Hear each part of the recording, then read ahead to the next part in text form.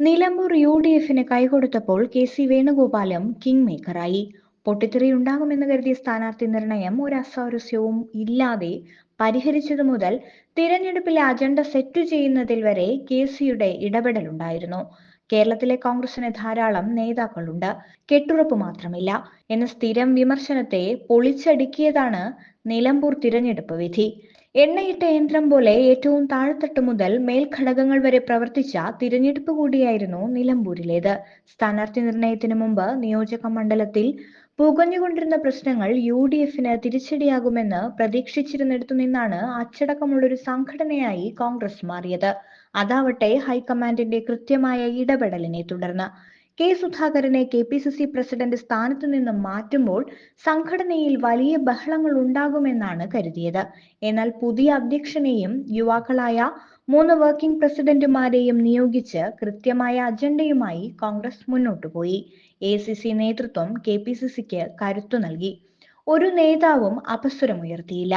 അതിനുള്ള അവസരം ഹൈക്കമാൻഡ് നൽകിയില്ല. സാധാരണ നിലയിൽ കെ.പി.സി.സി പ്രസിഡന്റ് പദവി ഒഴിഞ്ഞ വ്യക്തികളെ തഴയുകയാണ് പതിവ്. എന്നാൽ കെ സുധാകരന് വർക്കിംഗ് കമ്മിറ്റിയിൽ ഇടം നൽകി കെ.സി. വേണുഗോപാൽ ആ പ്രശ്നവും പരിഹരിച്ചു. അതിനുശേഷമാണ് തിരഞ്ഞെടുപ്പ് കളത്തിലേക്ക് കോൺഗ്രസ് ഇറങ്ങിയത്. ഒരു കേഡർ പാർട്ടിയെപ്പോലെ കോൺഗ്രസ് പ്രകടനം കാഴ്ചവെച്ചപ്പോൾ മുസ്ലിം ലീഗ് നേതാക്കളും അണികളും ലീഗ് സ്ഥാനാർത്ഥികൾക്കായി പ്രവർത്തിക്കുന്നതിലും അധികം വിയർപ്പൊഴുക്കി നിലമ്പൂരിൽ.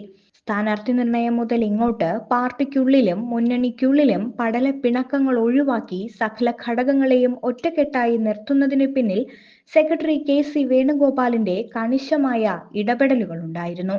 നിലമ്പൂരിൽ ജനങ്ങളും മാധ്യമങ്ങളും എന്ത് ചർച്ച ചെയ്യണമെന്ന അജണ്ട കൃത്യമായി സെറ്റ് ചെയ്തത് വേണുഗോപാലായിരുന്നു.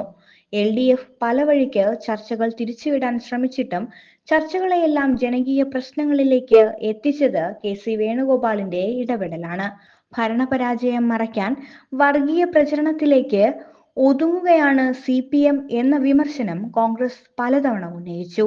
കെ.സിയുടെ ഇടപെടൽ ക്ഷേമ പെൻഷനും സി.പി.എമ്മിന്റെ ആർ.എസ്.എസ് ബന്ധവും ദേശീയപാത തകർച്ചയും മനുഷ്യ വന്യജീവി സംഘർഷവും മുഖ്യമന്ത്രിയുടെ മലപ്പുറം ആക്ഷേപവുമെല്ലാം മാധ്യമങ്ങൾക്ക് മുന്നിൽ ചർച്ചയാക്കി.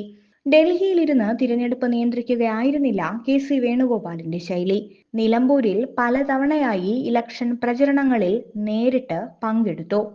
ദേശീയ രാഷ്ട്രീയത്തിൽ എത്തുമ്പോൾ സംസ്ഥാന രാഷ്ട്രീയം മറക്കുന്ന പതിവ് പല നേതാക്കൾക്കുമുണ്ട്. കേരള രാഷ്ട്രീയത്തിൽ അത് മാറ്റി നിർത്തി അതികായകനായി മാറുകയാണ് കെ.സി. വേണുഗോപാൽ. കെ കരുണാകരനും ഉമ്മൻചാണ്ടിയും അവശേഷിപ്പിച്ച വലിയ ശൂന്യത കെ.സി. എന്ന സമർത്ഥനായ രാഷ്ട്രീയ നയതന്ത്രജ്ഞൻ നികത്തുമോ എന്നതാണ് സംശയം.